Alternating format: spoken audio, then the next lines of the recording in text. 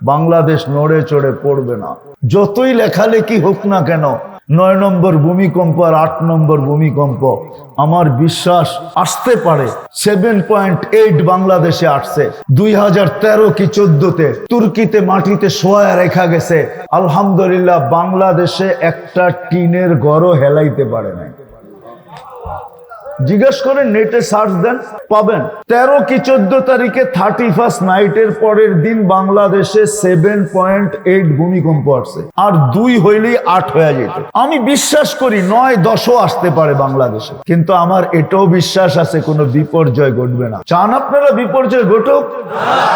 যতদিন দুটা পরিবেশ আমরা ধরে রাখবো, অতদিন বাংলাদেশে ভুল নড়বে চড়বে পড়বে না ইনশাআল্লাহ। এটা আমি মনের ভিতর থেকে বলতেছি, কোনো মুখ দিয়া না। আমার মন বলে, অতীতের দিকে তাকায়া, যে বাংলাদেশ হওয়ার পর থেকে এই পর্যন্ত শতবার ভূমিকম্প আসছে। 6.1 আসছে, 6.2 আসছে। সারা দুনিয়ার অন্য অন্য দেশে মাটিতে শোয়ায়েত হয়ে গেছে। 6.8 আসছে 2 সপ্তাহ আগেই মরক্কোতে মাটিতে শোয়ায়েত হয়ে গেছে। এখনো মৃত্যুর সিরিয়াল বাড়তেছে। বাংলাদেশে 7.8 আসছে, কিছু হয় নাই। যতদিন পর্যন্ত এই 2 পরিবেশ থাকবে, একটা হলো মসজিদ মাদ্রাসার পরিবেশ, আর একটা হলো এই কোরআনী মাহফিলের পরিবেশ। এই 2 পরিবেশ যতদিন থাকবে, ততদিন আমার দেশে কোনো বিপর্যয় হবে না।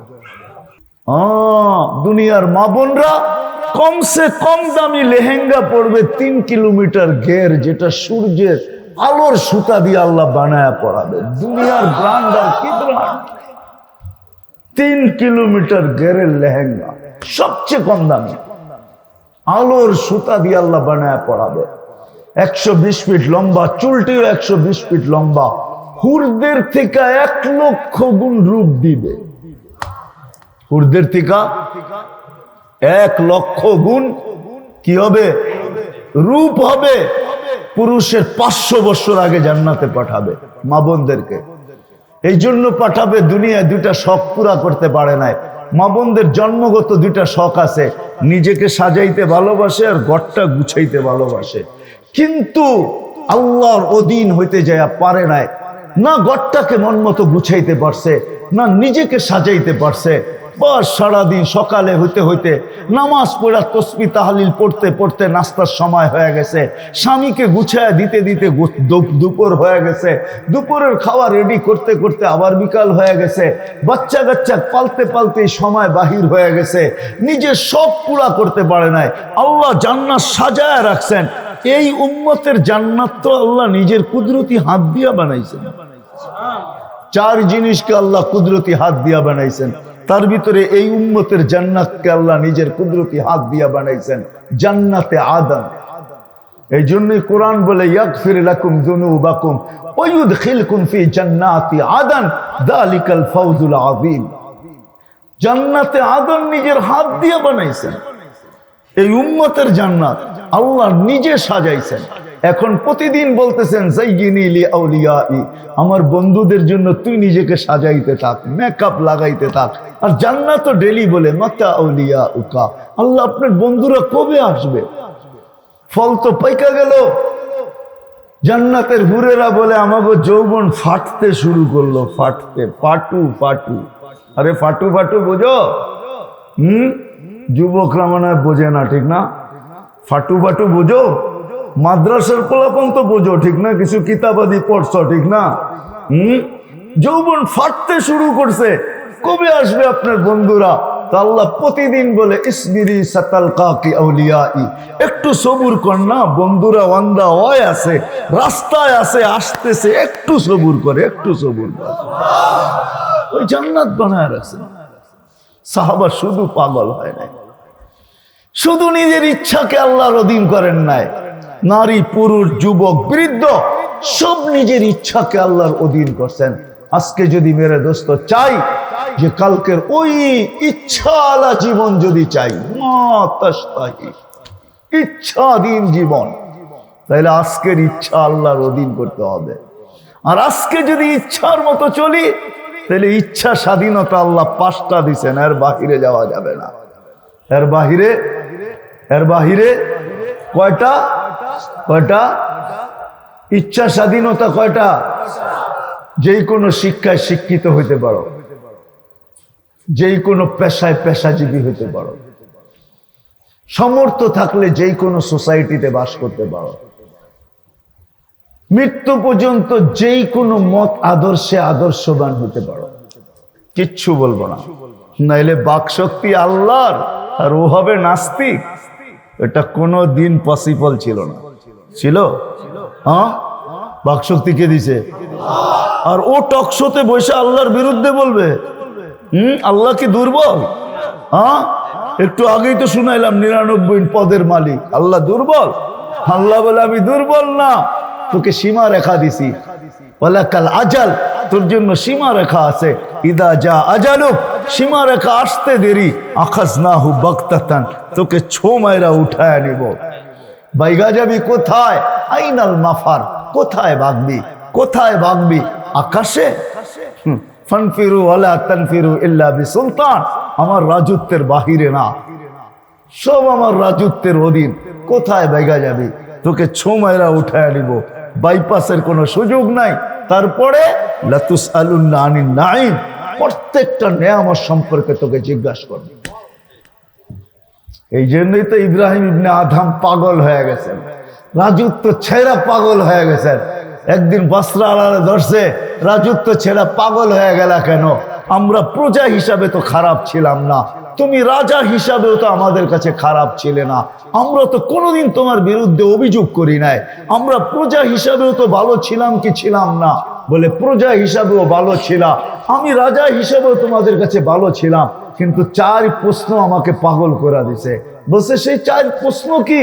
বলে মার পেটে যখন রু আসছে তখন লেখা হয়েছে শাকিয়ুম আম সাঈদ, নেককার না বদকার। ফেরেশতা জিজ্ঞাসা করছে আশাকিয়ুম আম সাঈদ, নেককার লিখবো না বদকার লিখবো?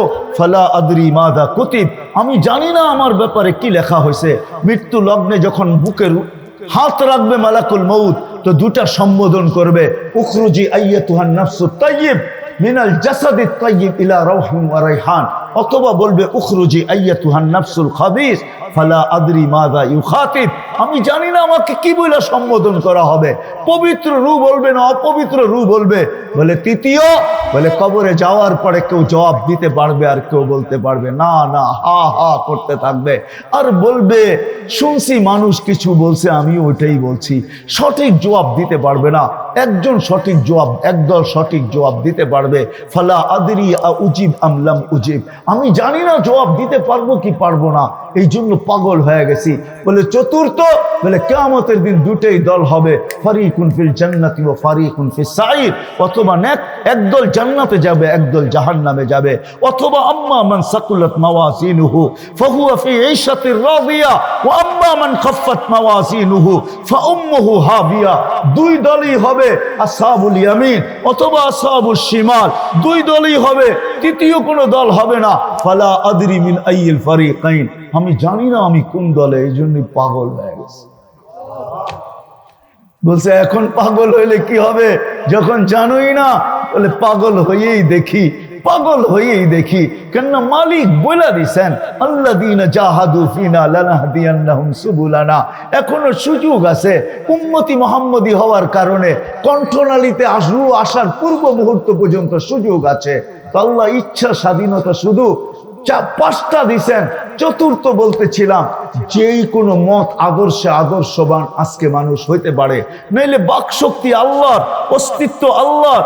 24 ঘন্টা ও মনোহরদির মানুষ এক শ্বাস ছাড়লে ফেরেশতার সাথে সাথে জিজ্ঞাসা করে আমসিকা ওয়া আতরুক, আল্লাহ বন্ধ করে দিব না খোলা রাখবো? আল্লাহ হুকুম দেয় উতরুক আলী আবদি আজাল, খোলা রাখ। ডেলি 1,60,000 বার মেসেজ পাঠায় ফেরেশতার কাছে। শুধু শুধু তো বলে না আজকুরুকা ওয়ালা তানসানি, 24 ঘন্টা তোকে সুরক্ষিত করি, 24 ঘন্টা চোখে চোখে রাখি, 24 ঘন্টা তোকে স্মরণ করি। আল্লাহ 24 ঘন্টা আমাদেরকে চোখে চোখে রাখেন, নাহলে জমিন কবে পেটে নিয়ে নিত।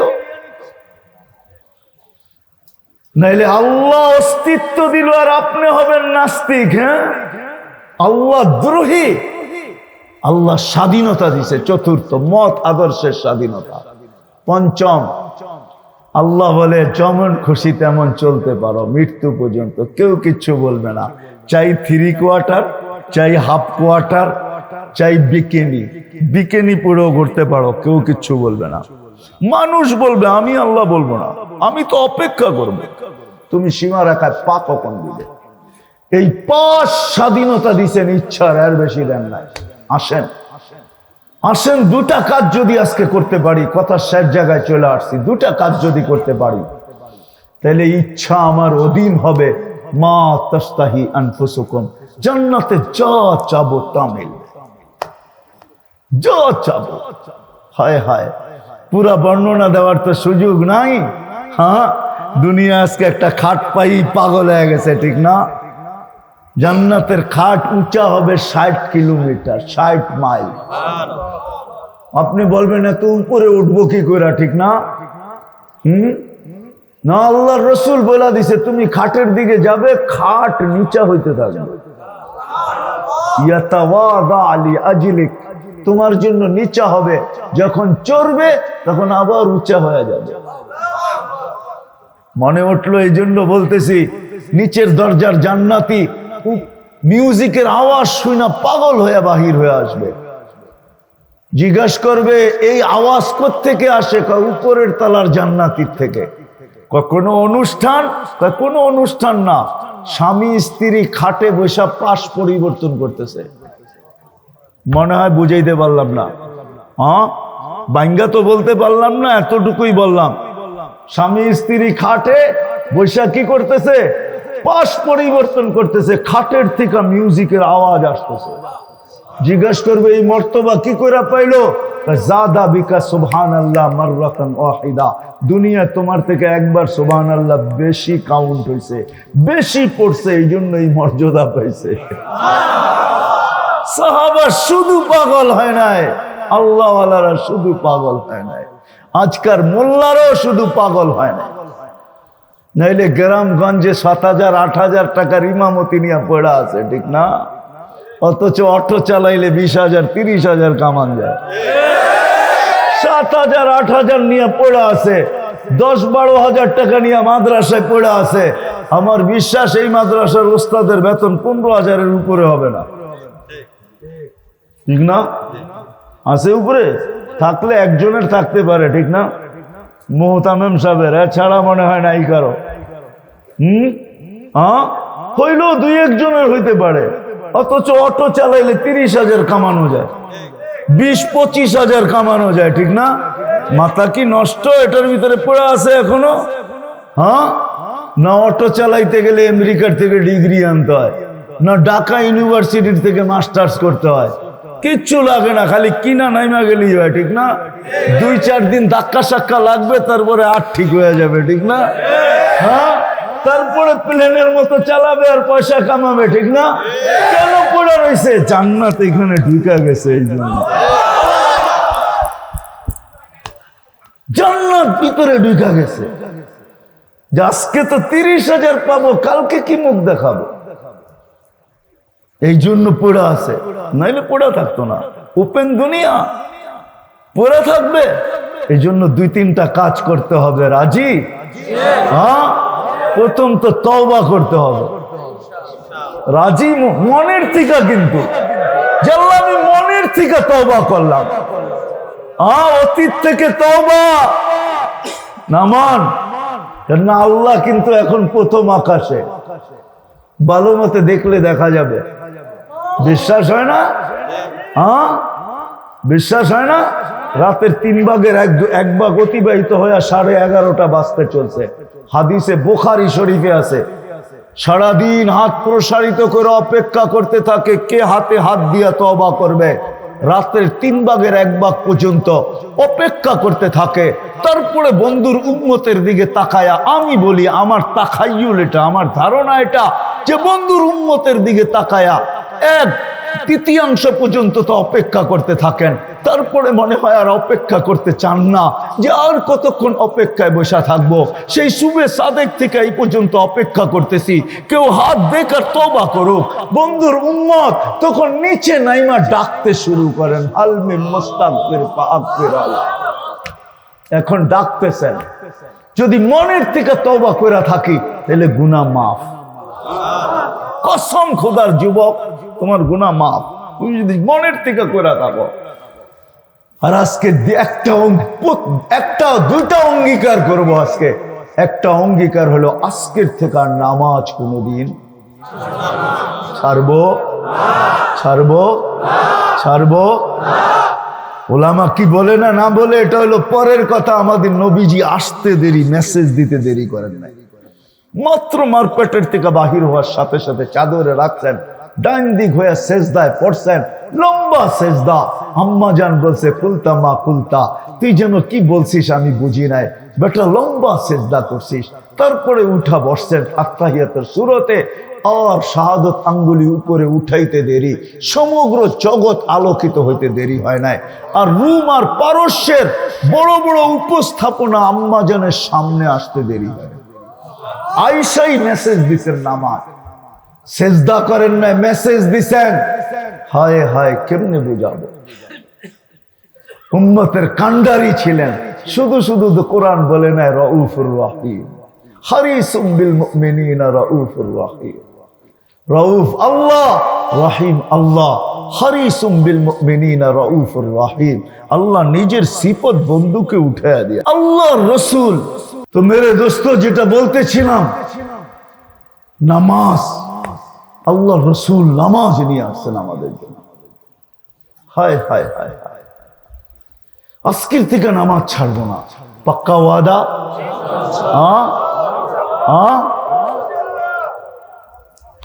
নামান আর দুইটা পরিবেশকে টিকায় রাখবো। তাহলে আমি কালকেও বলছি, অনেক বলি, আজকের থেকে না, যতদিন থেকে এই ময়দানে আসি বলতেছি, বাংলাদেশ নড়ে চড়ে পড়বে না। যতই লেখালেখি হোক না কেন, 9 নম্বর ভূমিকম্প আর 8 নম্বর ভূমিকম্প, আমার বিশ্বাস আসতে পারে। 7.8 বাংলাদেশে আসছে, 2013 কি 14-তে তুর্কিতে মাটিতে শোয়া রেখা গেছে। আলহামদুলিল্লাহ, বাংলাদেশে একটা টিনের ঘরও হেলাইতে পারে নাই। জিজ্ঞেস করেন, নেটে সার্চ দেন, পাবেন। 13 কি 14 তারিখে 31st নাইটের পরের দিন বাংলাদেশে 7.8 ভূমিকম্প আসছে। আর 2 হইলেই 8 হয়ে যেত। আমি বিশ্বাস করি 9-10ও আসতে পারে বাংলাদেশে, কিন্তু আমার এটাও বিশ্বাস আছে কোনো বিপর্যয় ঘটবে না। চান আপনারা বিপর্যয় ঘটুক? যতদিন দুইটা পরিবেশ থাকবে। কয়টা? দুটা। কয়টা পরিবেশ?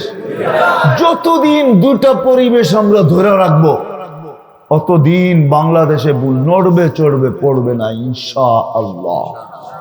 এটা আমি মনের ভিতর থেকে বলতেছি, কোনো মুখ দিয়া না। আমার মন বলে, অতীতের দিকে তাকায়া, যে বাংলাদেশ হওয়ার পর থেকে এই পর্যন্ত শতবার ভূমিকম্প আসছে। 6.1 আসছে, 6.2 আসছে। সারা দুনিয়ার অন্য অন্য দেশে মাটিতে শোয়ায়াত হয়ে গেছে। 6.8 আসছে 2 সপ্তাহ আগেই মরক্কোতে মাটিতে শোয়ায়াত হয়ে গেছে।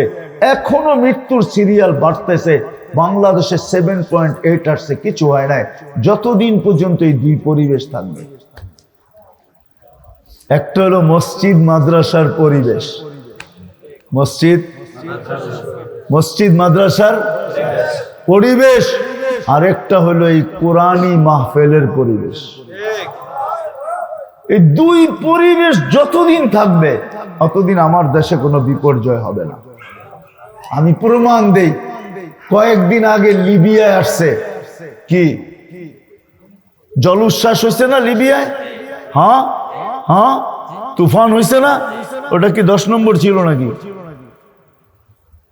গত কয়েকদিন আগেই তো আমাদের এখানে মুখ্যা আসছে 10 নম্বর মহাবিপদ সংকেত নিয়ে, ঠিক না? কিছু হয়েছে? একজনও মারা গেছে? ভাবছিলাম কি মুখ খাটানেরই মারে, ঠিক না? কিন্তু কিচ্ছু হয় না। এর আগে কি আসছে? বুলবুল। কিছু হয়েছে? ওটাও 10 নম্বর মহাবিপদ সংকেত ছিল। কিচ্ছু হয় না, হবে না, ইনশাআল্লাহ হবে না। যতদিন আমরা দুইটা পরিবেশকে ধরে রাখবো, রাখবেন? না, সবাই কয় না। পাক্কা? বিলকুল? তাইলে এখনই কিন্তু প্রমাণ হবে। একটা হলো মসজিদ মাদ্রাসার পরিবেশ। আমি দুনিয়া দেখা বলতেছি, আল্লাহ আমাকে 99টা দেশ দেখাইছেন, বিদায় তুলনা ক্ষমতা আমার ভিতরে বেশি আপনাদের চেয়ে। আপনারা এতটুকু তুলনা করতে পারবেন না। বাংলাদেশের মানুষের মতো মানুষ হয় না, এই মাটির মতো মাটি হয় না, এই পরিবেশের মতো দুনিয়ার কোনো পরিবেশ হয় না। হ্যাঁ, মক্কা মদিনা বাইতুল মুকাদ্দাস উর্দে, এটা ভিন্ন জিনিস, এটা নিয়ে তুলনা চলে না। বাকি সারা দুনিয়ার চেয়ে আমার দেশের মানুষের মতো মানুষ হয় না। এই বৃষ্টির ভিতরে ভিজা মাটি, যদিও বলবেন চাটাই বিছানো আছে, এত রাত পর্যন্ত দুনিয়ার কোন দেশের মানুষকে আপনি বসায় রাখবেন আল্লাহ রসুলের এশকে দিয়া? আমি ধুতি আর কোথাও দেখি নাই, শুধু দেখছি তো বাংলাদেশে দেখছি। এরকম আশেক দুনিয়ার কোথাও নাই। আবার কেউ হাতে আঙ্গুল উঠায় দিবে যে এশকে বলা যাবে না, মোহাব্বত বলতে হবে। হ্যাঁ, আমি এরকম আশেক পাই না দুনিয়ার কোথাও। আমি আশেকই বলবো, এরকম আল্লাহ আল্লাহ রসুলের ভালোবাসা ভিতরে রাখে আমি দুনিয়ার কোথাও পাই না। তো দুইটা পরিবেশকে যদি টিকায় রাখতে পারি, একটা হলো, প্রথম হলো মসজিদ মাদ্রাসার পরিবেশ, আর দ্বিতীয় এই কোরআনী মাহফিলের পরিবেশ। রাখবেন তো? সত্য তো?